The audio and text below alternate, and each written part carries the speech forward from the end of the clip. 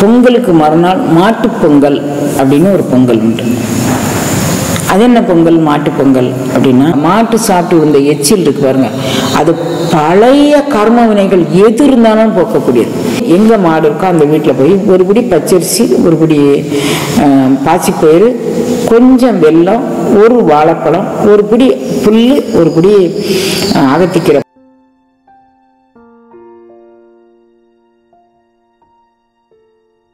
எல்லாமல்ல பரம்பரையின் திருவருட்கருணையினால் பொங்கலுக்கு மறுநாள் மாட்டுப் பொங்கல் அப்படின்னு ஒரு பொங்கல் உண்டு.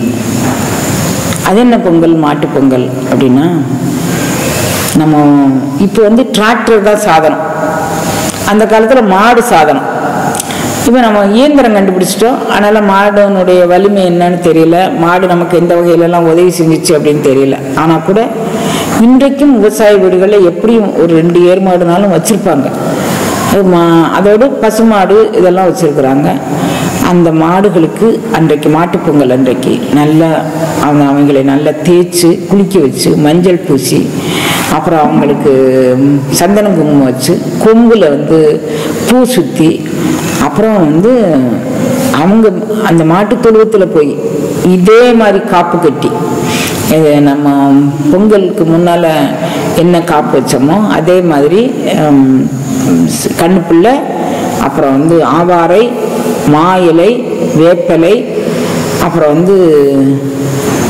அவ்வளோதான் நினைக்கிறேன், இது எல்லாத்தையும் வச்சு காப்பு கட்டி அந்த மாடுகளுக்கு கொம்பில் எல்லாம் கட்டி, அந்த மாட்டு தொழுத்துல வாசலில் நிலைக்காலெல்லாம் சொருகி மாட்டு முன்னால் பொங்கல் வச்சு, அந்த பொங்கல் சாதத்தை நல்லா பெரிய தாம்பளத்தில் போட்டு அதை நல்லா ஆற வச்சு மாட்டுக்கு ஊட்டி, அந்த எச்சில் இருக்கு பாருங்க, மாட்டு சாப்பிட்டு இருந்த எச்சில் இருக்கு பாருங்க, அது பழைய கர்ம வினைகள் எது இருந்தாலும் போக்கக்கூடியது.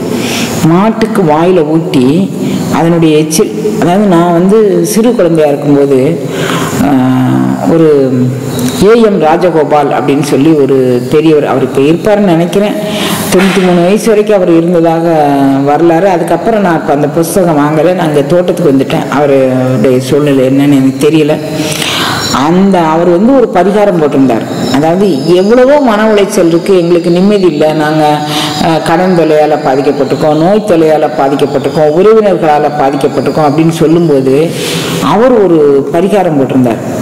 பச்சரிசி, பாசிப்பயிறு, வெல்லம், இந்த 3ஐயும் ஒரு கலவையாக கலந்து, அதாவது இரவுலேயே அதை ஊற வச்சிடணும். பச்சரிசி பாசிப்பயிறு 2ஐயும் ஊற வச்சிடணும்.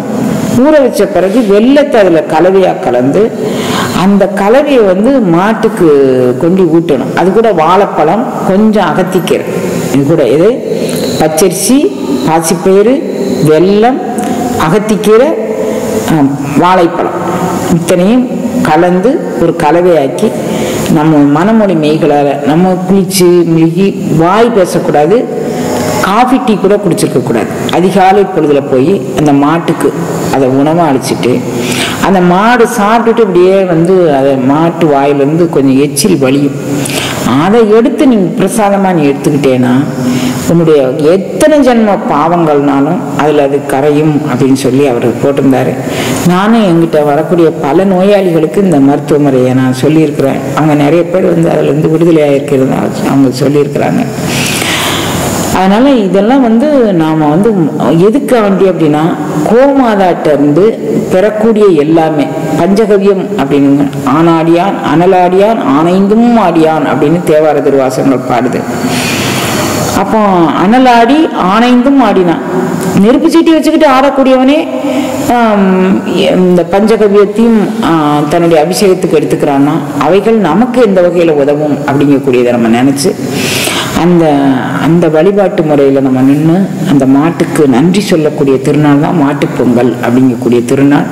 அன்றைக்கு மாட்டுக்கு நம்ம இதெல்லாம் கொடுத்து மகிழலாம். எங்கள் வீட்லேயே மாடு இல்லைம்மா, நாங்கள் என்ன பண்ணுறோம் அப்படின்னா, எங்கே மாடு இருக்கிறதோ அங்கே ஒரு பிடி நமக்கு முடிஞ்சது, அதுக்கு அப்படி கிலோ கணக்கில் தூக்கிட்டு தெரிய வேண்டாம், ஒவ்வொரு பிடி எங்கே மாடு இருக்கோ அந்த வீட்டில் போய் ஒரு பிடி பச்சரிசி, ஒரு பிடி பாசிப்பயிறு, கொஞ்சம் வெல்லம், ஒரு வாழைப்பழம், ஒரு பிடி புல்லு, ஒரு பிடி அகத்திக்கீரை போட்டு அந்த மாடுகளுக்கு கொடுத்துட்டு அந்த சுற்றி அதை நமஸ்காரம் பண்ணிட்டு நீங்கள் உங்கள் பணியை தொடங்கலாம். இது கோபூஜை அப்படின்னு பேரு. இது வந்து மாட்டுப்பொங்கல் அன்றைக்கு செய்தால் மிகவும் விசேஷமானது. மாட்டுக்கு, உழைத்து களைத்த மாட்டுக்கு நாம் நன்றி சொல்லக்கூடிய ஒரு திருநாள் இந்த மாட்டுப்பொங்கல்.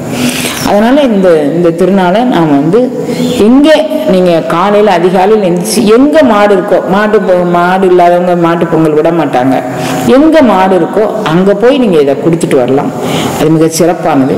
அப்புறம் காணும் பொங்கல் அப்படின்னு ஒரு பொங்கல் கொண்டாடுறாங்க. ஆனால் இந்த தினத்தன்னைக்கு எல்லாரும் போய் உறவினர்கள் நம்ம பொங்கலுக்கு எடுத்துருக்க புத்தாடையை கட்டிட்டு நம்ம மாமா வீடு, மச்சா வீடு, பெரியப்பா வீடு, சித்தப்பா வீடு, அத்தை வீடு, எல்லா சொந்தக்காரங்க வீட்லையும் போய் அவங்க பொங்கலுக்கு வச்சிருந்த கரும்பு ஏதோ ஒன்று அவங்க கையால் கொடுக்கக்கூடியதை வாங்கிட்டு அவங்க காலில் விழுந்து நமஸ்காரம் பண்ணிட்டு, யார் காலில் விழுந்து நமஸ்காரம் பண்ணாலும் இது மாதிரி ஃபங்க்ஷன் வைப்போம், நம்மளால முடிஞ்சது ஒரு ரூபா காயினாலும் கொடுக்கணும்.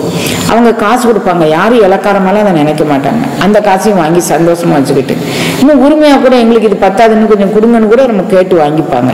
நாங்கள்லாம் சின்ன வயசாக இருக்கும்போது அதெல்லாம் நடக்கும். அது மாதிரிலாம் நீங்கள் வந்து செய்து ஒரு கொண்டாடக்கூடிய திருநாள் இந்த காணும் பொங்கல், மாட்டுப்பொங்கல், பொங்கல், போகி பொங்கல். தொடர்ந்து இவைகளெல்லாம் நம்ம உழைச்சி கிளைச்ச மக்களுக்கு ஒரு உற்சாகமூட்டக்கூடிய திருநாட்கள், சொந்த பந்தங்களோடு கூடியிருந்து குளிரக்கூடிய திருநாட்கள். இந்த திருநாளை நாமும் நம்மளுடைய சனாதன தர்மம் மாறாத வகையில் நாம் பின்பற்ற வேண்டும் அப்படிங்கிறதாக இந்த பதிவை நாம் நிறைவு பண்ணிக்கலாம்.